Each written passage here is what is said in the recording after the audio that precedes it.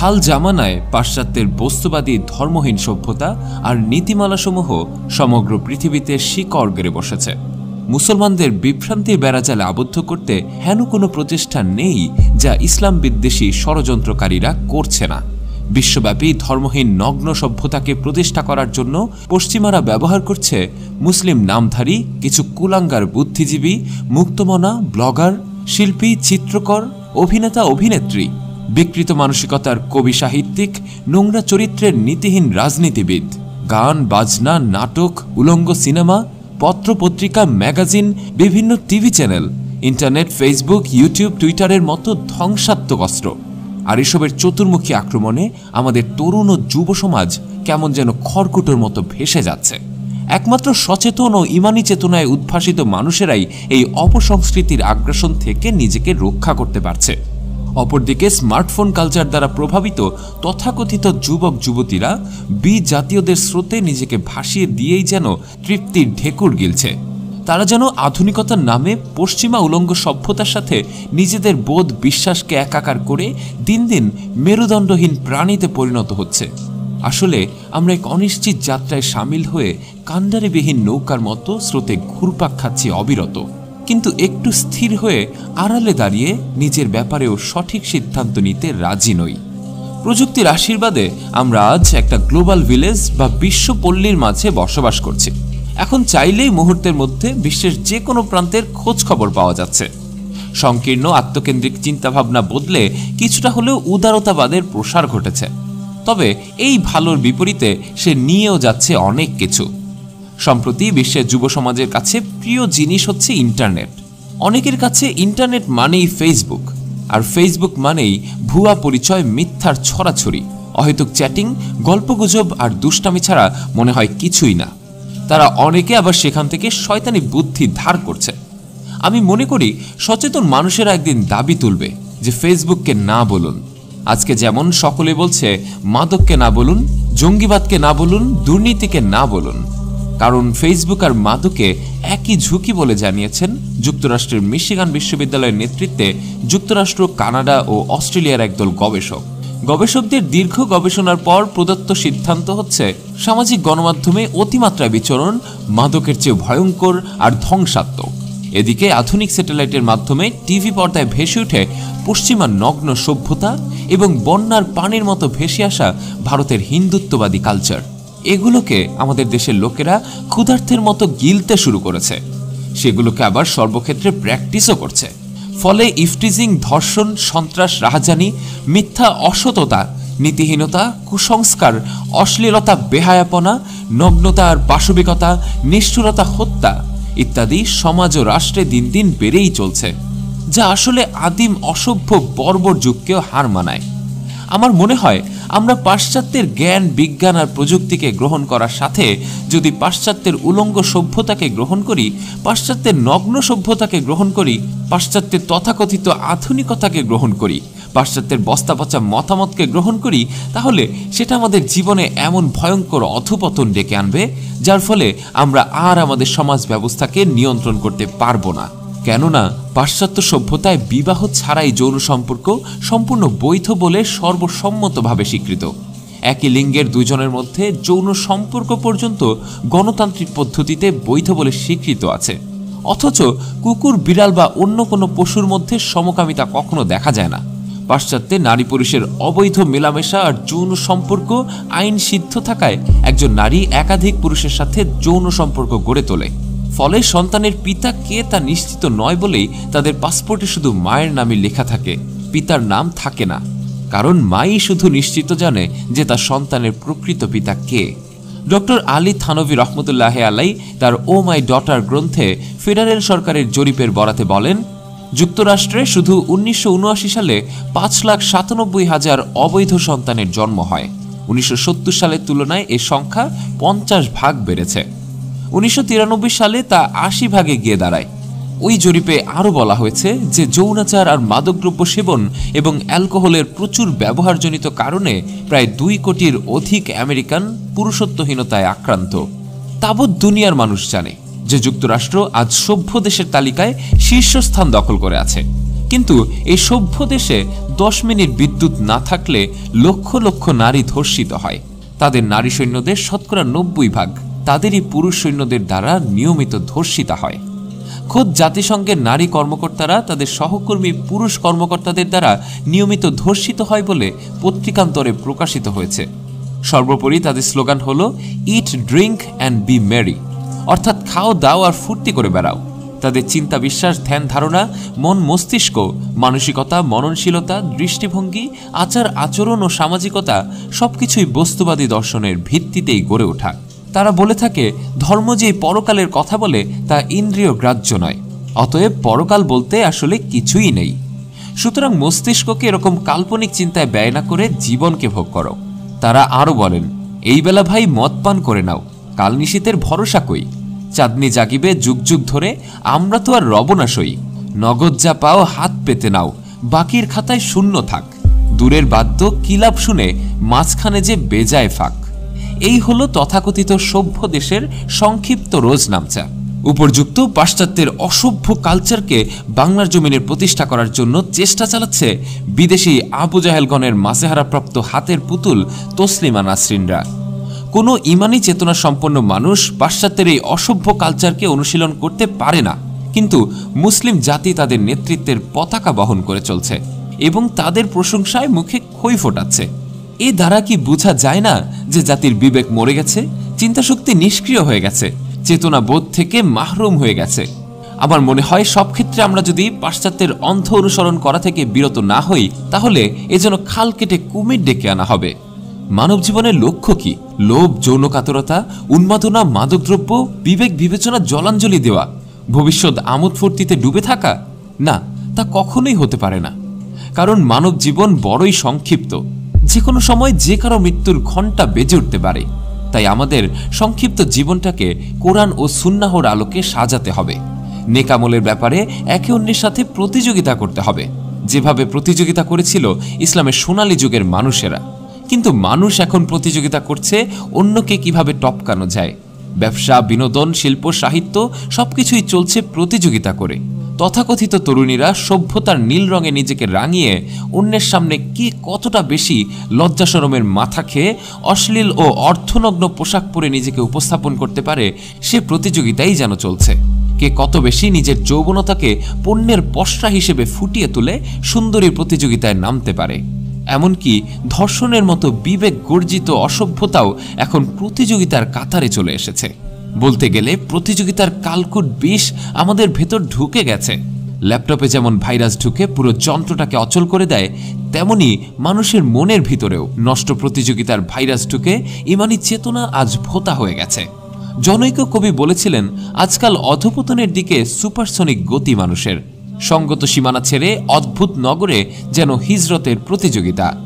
ফলে আমাদের ইমানের ঘরের আলো এখন নিভু নিভুভাবে জ্বলছে, কারণ আমরা এখন ডাইনোসিয়ান দর্শনে আস্থা স্থাপন করেছি, যে দর্শন শুধু ভোগ করতে শেখায়, যৌন উন্মাদনা শেখায়, মাদকদ্রব্যে আসক্তি শেখায়, মিথ্যা বলতে প্ররোচনা দেয়, হত্যা করতে উৎসাহিত করে, ধর্ম পালন করা থেকে দূরে রাখে।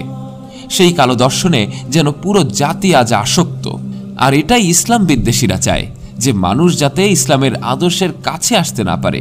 সেজন্য তারা সেমিনার, গোলটেবিল বৈঠক, ইন্টারনেট, ফেসবুক, টিভি চ্যানেল সহ বহুবিধ মাধ্যম অবলম্বন করছে।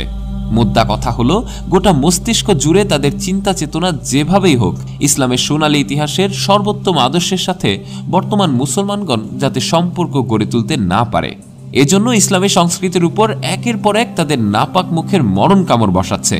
অপরদিকে তাদের সংস্কৃতি ও সভ্যতাকে বিভিন্ন গণমাধ্যমের বদৌলতে হাইলাইট করে উপস্থাপন করছে। সাদা চোখে যদি তাকান তাহলে দেখবেন যে বিজাতীয় সংস্কৃতির আগ্রাসনে ইসলামী সংস্কৃতি আজ ধ্বংসের পথে। এ কথা শুধু আজ বিলাসিত আক্ষেপের কথা নয়, বরং এটা পুরোপুরি সত্য হয়ে দাঁড়াচ্ছে। অথচ সংস্কৃতি একটি জাতির প্রতিচ্ছবি। আমরা জানি যে সুষ্ঠু সংস্কৃতির বিকাশ একটি জাতিকে উন্নতির চরম শিখরে পৌঁছে দেয়। আর সুপ্ত মননশীল সংস্কৃতির দাবিদার হচ্ছেন মুহাম্মদ রাসূলুল্লাহ সাল্লাল্লাহু আলাইহি ওয়াসাল্লাম। বাঘ যেমন মাংসভোজী, কোনো প্রাণী না পেলে ঘাস খায় না, তেমনি মুসলমানদের উচিত ইসলামী সংস্কৃতির বাইরে অন্য কোনো সংস্কৃতির অনুশীলন না করা। ওহির জ্ঞানের ভিত্তিতে নির্ভেজাল উপাদানে যে সংস্কৃতি রচনা করা হয়েছে সেটা নাকি এখন ব্যাকডেটেড, আর পাশ্চাত্যের অসভ্যতাই এখন নাকি আপডেটেড। আমরা আসলে তাওহীদের চেতনা ভুলে গিয়ে তুরস্কের মতো ইসলামকে বিসর্জন দিতে বসেছি। ধর্মনিরপেক্ষতা, ধর্মহীনতা, ধর্মদ্রোহিতা প্রতিষ্ঠার জন্য অশুভ তৎপরতায় মেতে উঠেছি। মূর্তি কালচার আর নষ্ট সংস্কৃতি মনের গহীনে লালন করছি। যে মুসলমানগণ একসময় শিক্ষা দীক্ষা, জ্ঞান, গরিমা, সভ্যতা, সংস্কৃতিতে বিশ্বের অপ্রতিদ্বন্দ্বী শক্তি ছিল, সুদূর আরব মরুর বুক থেকে ইসলাম অগ্নিস্ফুলিঙ্গের মতো চতুর্দিকে বিশ্বের এক প্রান্ত থেকে অপর প্রান্ত পর্যন্ত বিস্তার লাভ করেছিল, যখন অন্যান্য জাতি গাছের কুঠোরে পাহাড়ের পাহাড়ের গুহায় বন্য পশুর মতো জীবনযাপন করত, তখন মুসলিম জাতি সারা দুনিয়ার মানুষকে জ্ঞানে, বিজ্ঞানে, সাহিত্য, সংস্কৃতিতে, ধর্ম, দর্শনে ও চিকিৎসা বিদ্যায় শিক্ষা দিত। সে সময় মুসলমানদের দলে বিজ্ঞানী, দার্শনিক, চিকিৎসক, সাহিত্যিক, উপন্যাসিক এবং লেখকদের এক বড় বাহিনী ছিল। তাদের মধ্যে পবিত্র কোরআন ছিল শক্তির মূল উৎস। অন্তরে আল্লাহ ভীতি ছিল মজবুত। মূল মাকসাদ তথা লক্ষ্য ছিল আখেরাত। নৈতিক ও চারিত্রিক মূল্যবোধ ছিল অসাধারণ। তারা নিজের জীবনের চেয়ে দিন ইসলামকেই বেশি ভালোবাসতেন। এর চেয়ে চুল পরিমাণ বিচ্যুত হলে তাৎক্ষণিক তওবা করে নিজেদের সংশোধন করে নিতেন। তারা দিন ইসলামকে এত দৃঢ়ভাবে আঁকড়ে ধরেছিলেন যে ইসলাম ও মুসলমানদের উপর কেউ কোনো প্রকার ষড়যন্ত্র করলে চেতনার বাদিঘর থেকে ক্রোধের আগ্নেয়গিরি লাভা উৎকীর্ণ করে ষড়যন্ত্রকারীদের সেই ষড়যন্ত্র ধূলিসাৎ করে দিতেন। এটা ছিল ইসলামী চেতনাবোধ সম্পন্ন মানুষের তীক্ষ্ণ অনুভূতির সুস্পষ্ট উদাহরণ। কিন্তু একথা আজ খাদহীন সত্য যে যারা ছিল দিনের অতন্দ্র প্রহরী, তারা নিজেরাই আজ নিদ্রামগ্ন, আত্মবিভক্ত, আত্মবিস্মৃত এবং আত্মঘাতী। যখনই উম্মাহ ইসলামী অনুশাসন এড়িয়ে বলগাহীন জীবনে তৃপ্তি খুঁজে ফিরছে, তখন থেকেই মুসলিম উম্মাহ জাহিলিয়াতের বেড়াজালে আটকে পড়েছে, যার কারণে গোটা মুসলিম বিশ্ব জুলুম, নিপীড়নের ভয়াবহতায় বারবার দুলে উঠছে। নিরন্তর ভেসে আসছে এখানে ওখানে নির্যাতিত মানবতার বুক ফাটা আর্তনাদ। আল্লাহ তাআলা পবিত্র কোরআনে যাদেরকে মুসলমানদের দুশ্মন হিসেবে বারবার চিহ্নিত করেছেন, হতভাগ্য মুসলমানগণ আজ তাদেরকেই রক্ষক মনে করে ভুলের চোরাবালিতে তলিয়ে যাচ্ছে। পরিণামে অপমান আর বেইজ্জতি ছাড়া আর কি জড়ছে? বিজাতীয়দের অনুসরণের ব্যাপারে মহান আল্লাহ তাআলা পবিত্র কোরআনে বলেন, হে মুমিনগণ, যদি তোমরা কাফেরদের আনুগত্য করো তবে তারা তোমাদেরকে পশ্চাৎপদ জীবনের দিকেই নিয়ে যাবে এবং যাতে তোমরা ক্ষতিগ্রস্ত হয়ে প্রত্যাবর্তিত হবে। সূরা আল ইমরান আয়াত 149। আর বিজাতীয়দের এই অন্ধ অনুকরণের ব্যাপারে রাসূল সাল্লাল্লাহু আলাইহি ওয়াসাল্লাম সতর্কবাণী উচ্চারণ করে বলেছেন, যে ব্যক্তি যে জাতির সাদৃশ্য অবলম্বন করবে সে তাদেরই অন্তর্ভুক্ত বলে গণ্য হবে। মিশকাত আয়াত 4330। আফসোস, মুসলিম জাতি আজকে বিজাতীয়দের পদে পদে অনুসরণ করছে। বলতে গেলে প্রায় ব্যক্তি জীবন থেকে শুরু করে রাষ্ট্রীয় জীবন পর্যন্ত। ইদানিংকালে তো বিজাতীয়দের কিছু কালচার যুবকদের মাথায় মনে হয় জোকের মতো জেকে বসে গেছে। যেমন ভালোবাসা দিবস, 31st night, Pohela Boishakh, April fools day, স্মৃতিসৌধে ফুল দিয়ে নীরবতা পালন করা, শিখা অনির্বাণ, শিখা চিরন্তন পালন করা ইত্যাদি। বিশেষ করে এই দিবসগুলোকে লক্ষ্যহীন কিছু যুবক যুবতীরা তাদের অমেধ যৌনাচারের মোক্ষম সুযোগ হিসেবে কাজে লাগায়।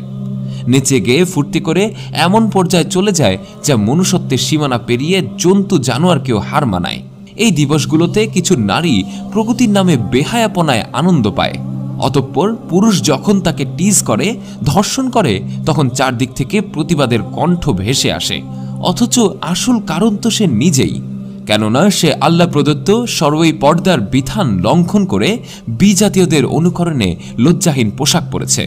ভাবতে অবাক লাগে যে অসভ্যতার প্লাবন আমাদের দেশেও কতটা দুর্বার গতিতেই না চলছে, তা কল্পনা করতেও মাথা হেট হয়ে আসে। তারপরেও এসব নাকি সংস্কৃতি, অথচ কুকীর্তি কখনোই সংস্কৃতি হতে পারে না। আসলে তাদের চেতনার খোলা জানালা দিয়ে দূষিত হাওয়া এত বেশি প্রবেশ করে যে ওই কোঠরিতে নির্মল বায়ু প্রবেশ করার জায়গাই পায় না। প্রগতিশীলদের মুখে একটা কথাই খুব শোনা যায়, তা হলো ধর্ম যার যার, উৎসব সবার। এই মতলবী বুলি দিয়ে সুকৌশলে বিজাতীয়দের সংস্কৃতি মুসলমানদের মাথায় চাপানোর ঘৃণ্য প্রচেষ্টা চলছে। এ ব্যাপারে বিধর্মীদের ষড়যন্ত্রের কথা না হয় বাদই দিলাম, কিন্তু আমাদের স্বধর্মী হীনমন্য কিছু মুসলিম বুদ্ধিজীবী, কবি, সাহিত্যিক ও ব্লগার ইসলামকে টেনে হিচড়ে প্রচলিত অমানবিক এবং অযৌক্তিক বিজাতীয় মতবাদসমূহের সাথে আপোষের চেষ্টা চালাচ্ছে। এদের চরিত্র থেকে স্পষ্ট বোঝা যায় যে এরা এক একজন বিশুদ্ধ মুনাফেক। শহীদ সাইয়দ কুতুব রহমতুল্লাহ আলাই বলেছিলেন, সাদা ইংরেজরা চলে গেছে, কিন্তু বাদামি ইংরেজরা এখনো আমাদের সাথে বিদ্যমান। শহীদ সাইয়দ কুতুব রহমতুল্লাহ আলাইহি এর বক্তব্যের সাথে 1935 সালের লর্ড ম্যাকলের বক্তব্যের বাস্তব প্রমাণ মেলে। লর্ড ম্যাকলে বলেছিলেন, we must at present do our best to form a class who may be interpreters between us and the millions whom we govern, a class of persons, Indian blood and color, but English in taste, in opinion, in morals and intellect. অর্থাৎ বর্তমানে আমাদের সর্বাধিক চেষ্টা করতে হবে যাতে এমন একটি গোষ্ঠী সৃষ্টি করা যায় যারা আমাদের লক্ষ লক্ষ প্রজার মধ্যে আমাদের দূত হিসেবে কাজ করতে পারে। এরা রক্তে ও বর্ণে হবে ভারতীয়, কিন্তু মেজাজে, মতামতে, নৈতিকতা ও বুদ্ধিবৃত্তিতে হবে ইংরেজ। হ্যাঁ, লর্ড ম্যাকলের সেই বক্তব্যের প্রতিফলন প্রায় প্রত্যেকটা মানুষের মাঝেই সুস্পষ্ট হয়ে উঠছে। আজকে আমরা মুসলমান দাবি করছি জন্মসূত্রে। জন্মসূত্রে দেশের নাগরিক হওয়া যায়, কিন্তু জন্মসূত্রে মুসলমান হওয়া যায় না। বরং মনে প্রাণে, চিন্তা চেতনায় ও বিশ্বাসে ইসলামী আদর্শ গ্রহণ করেই মুসলিম হতে হয়। কাফেরদের সন্তানও নবী হয়েছে, আবার নবীর সন্তানও কাফের হয়েছে। সুতরাং মুসলমানই তো হচ্ছে কতক গুণের সমষ্টি, যা অর্জন করতে হয়। জন্মগতভাবে তা কেউই লাভ করে না। যেমন ইঞ্জিনিয়ারের সন্তান জন্মসূত্রে ইঞ্জিনিয়ার নয়, বরং ইঞ্জিনিয়ারের গুণ অর্জন করতে হয়। আজকে আমরা মুখে কলমে দাবি করছি মুসলমান, অথচ আমাদের কাজকর্মে ফুটে ওঠে বিজাতীয়দের ছাপ। যেমন মক্কার কাফের মুশরিকরা দাবি করত যে আমরা ইব্রাহিমী দিনের খাঁটি অনুসারী, অথচ কাজকর্ম করেছিল ইব্রাহিমী দিনের বিপরীত। এর চেয়ে বড় মূর্খতা আর কি হতে পারে? তাই ডক্টর আল্লামা ইকবাল রহমতুল্লাহ আলাই মুসলিম উম্মার চারিত্রিক অধপতন দেখে মনের ক্ষোভে বলেছেন, রীতিনীতি তব খ্রিস্টান সম, হিন্দু তো তুমি সভ্যতায়।